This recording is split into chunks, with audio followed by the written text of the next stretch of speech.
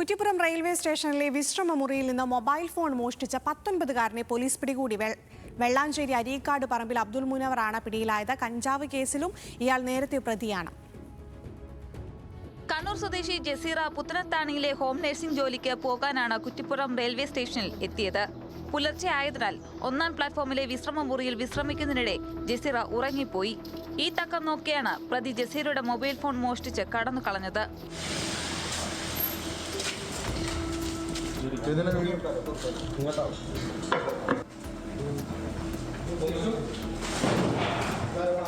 ഉറക്കമുണർന്നപ്പോഴാണ് phone നഷ്ടപ്പെട്ട വിവരം Jazeera അറിയുന്നത്. തുടർന്ന് കുറ്റിപ്പുറം പോലീസിൽ വിവരം അറിയിച്ചതോടെ പോലീസ് സ്ഥലത്തെത്തി.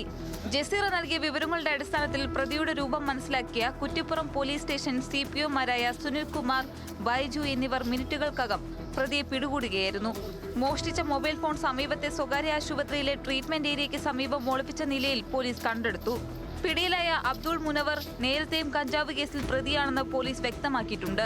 തിരൂർ കോടതിയിൽ ഹാജരാക്കിയ പ്രതിയെ റിമാൻഡ് ചെയ്തു. ന്യൂസ് മലയാളം, മലപ്പുറം.